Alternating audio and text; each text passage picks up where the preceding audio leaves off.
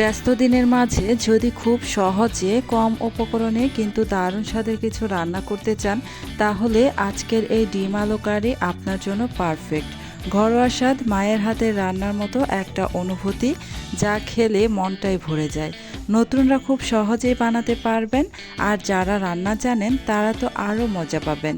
চলুন ধাপে ধাপে দেখে নেই কীভাবে খুব সহজেই তৈরি করবেন এই মজাদার ডিম আলু কারি। এখানে আমি মিডিয়াম সাইজের 3টি আলু খোসা ছাড়িয়ে এই যে এরকম ছোট ছোট কিউব করে কেটে ধুয়ে পরিষ্কার করে নিয়েছি, আর 4টে ডিম সিদ্ধ করে তারপর খোসাটা ছাড়িয়ে নিয়েছি। এখন আমি ডিমের উপরে এভাবে একটি ছুরির সাহায্যে আঁচড় কেটে নিয়েছি। এবার চলে আসলাম চুলায় একটা প্যানে পর্যাপ্ত পরিমাণে তেল দিয়ে দিয়েছি। এবার এই তেলের মধ্যে দিয়ে দিব জিরাটা একটু ফুটে ওঠা পর্যন্ত অপেক্ষা করব। প্রথমে আমি একটা মশলা তৈরি করব, সেই জন্য প্রথমেই একটু জিরা দিয়ে দিলাম। জিরাটা নাড়াচাড়া করে একটু ফুটে ওঠা পর্যন্ত ভেজে নিচ্ছি।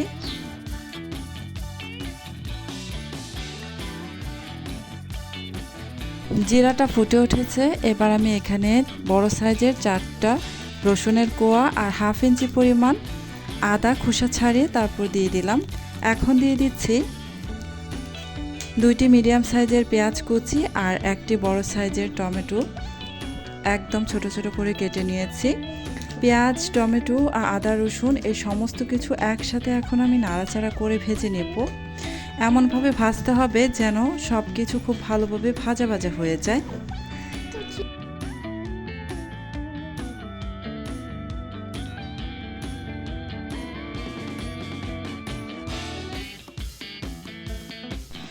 এই যে দেখুন, নাড়াচাড়া করে আমি একদম ভাজা ভাজা করে নিয়েছি। এখন আমি এই মশলাটাকে নামিয়ে শিলপাটায় ভালোভাবে পেস্ট করে নেব। এবার চলে আসলাম চুলায় আমি একটা প্যান বসিয়ে দিয়েছি। প্যানের মধ্যে আমি পর্যাপ্ত পরিমাণে সয়াবিন তেল দিয়ে তারপর এখানে ডিমগুলো দিয়ে দিয়েছি। এবার এই ডিমের মধ্যে আমি দিয়ে দিচ্ছি সামান্য একটু হলুদের গুঁড়া আর সামান্য একটু মরিচের গুঁড়া, আর দিয়ে দিব সামান্য একটু লবণ। এবার নাড়াচাড়া করে এই ডিমগুলোকে আমি ভেজে নেব।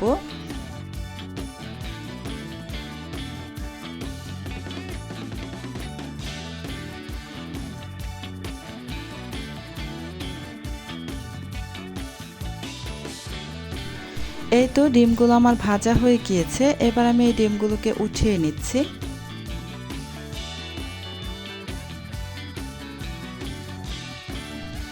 এবার এই তেলের মধ্যে আমি দিয়ে দিচ্ছি আলু কেটে ধুয়ে পরিষ্কার করে যেগুলো রেখেছিলাম। আলুগুলোকেও আমি তেলের মধ্যে দিয়ে ভেজে নেব।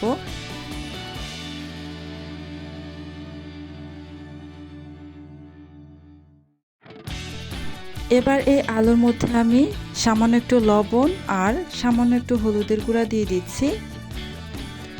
এতে করে আলুটা দেখতে খুব সুন্দর লাগবে।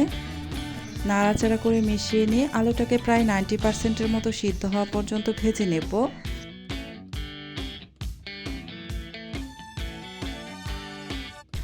আলুটা আমার ভাজা হয়ে গিয়েছে, তাই আমি আলুগুলোকেও উঠিয়ে নিচ্ছি। উঠিয়ে একটা সাইডে রেখে দেব। এবার এখানে আমি আরও সামান্য একটু তেল দিয়ে দিলাম। তেলটা আমার কাছে একটু কম মনে হচ্ছে। এবার এখানে দিয়ে দেব যে আমি মশলাটা পেস্ট করে রেখেছিলাম শিলপাটায় বেটে, এই মশলাটা আমি দিয়ে দিচ্ছি। এই মশলার বাটিটা ধুয়ে সামান্য একটু পানি দিয়ে তারপরে এই মশলাটাকে ভালোভাবে কষিয়ে নেব। অন্যান্য মশলা গুঁড়া মশলাগুলো দেওয়ার পূর্বে প্রথমে এভাবে একটু কষিয়ে নিতে হবে সামান্য একটু পানি দিয়ে।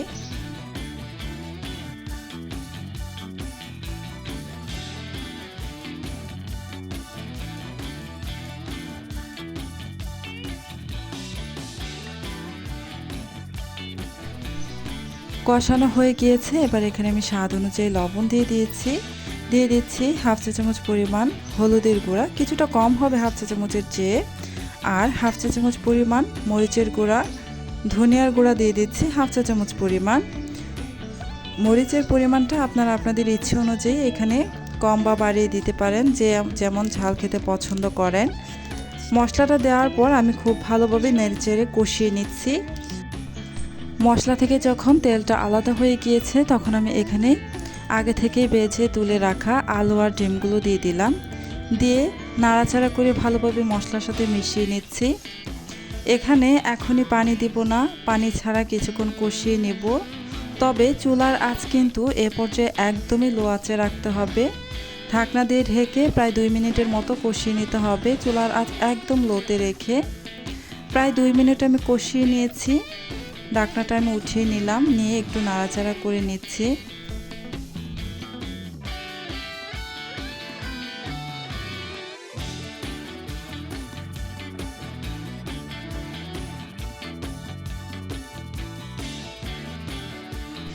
এবার এখানে প্রায় হাফ কাপের মতো পানি দিয়ে দিচ্ছি। খুব বেশি পরিমাণে কিন্তু পানি দিবেন না, যেহেতু এখানে আমি আলুটা আগে থেকে ভেজে রেখেছিলাম, প্রায় 90% মতো সিদ্ধ হয়ে গিয়েছিল। আর কষানোর সময়ও আরও 2 মিনিট আমি কষিয়ে নিয়েছি, সেখানেও আরও সিদ্ধ হয়েছে। তাই আলুটা সিদ্ধ কিন্তু প্রায় হয়েই এসেছে। তাই এখানে সামান্য একটু পানি, মানে হাফ কাপের মতো আমি দিয়েছি। ঝোলটা আমার একদমই মাখা মাখা থাকবে। ঢাকনা দিয়ে ঢেকে রান্না করছি আরও 2 মিনিটের মতো। 2 মিনিট পর ঢাকনাটা আমি উঠিয়ে নিয়েছি। ঝোলটা কিন্তু অনেকটাই আমার কমে এসেছে। এবার এখানে আমি দিয়ে দিচ্ছি গরম মশলার গুঁড়া হাফ চা চামচ পরিমাণ। এই গরম মশলার গুঁড়াটা দিবেন, তাহলে কিন্তু খুব সুন্দর একটা সুঘ্রাণ আসে, খেতেও বেশ ভালো হয়। গরম মশলার গুঁড়া দিয়ে তারপর ভালোভাবে নাড়াচাড়া করে মিশিয়ে নিলাম।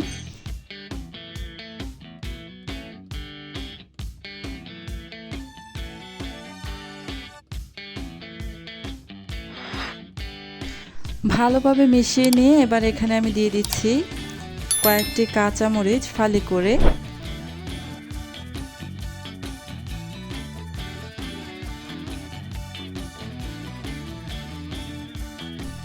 এবার ঢাকনা দিয়ে ঢেকে জাস্ট 1 থেকে 1.5 মিনিটের মতো রেখে দিলেই রান্নাটা আমার হয়ে যাবে। এই ছিল আমার আজকের সহজ ডিম আলু কারি। আশা করি আপনাদের ভালো লাগবে। এমন আরও সহজ রেসিপির জন্য মারিয়াস হোম কুকিংয়ের সাথেই থাকুন। ধন্যবাদ।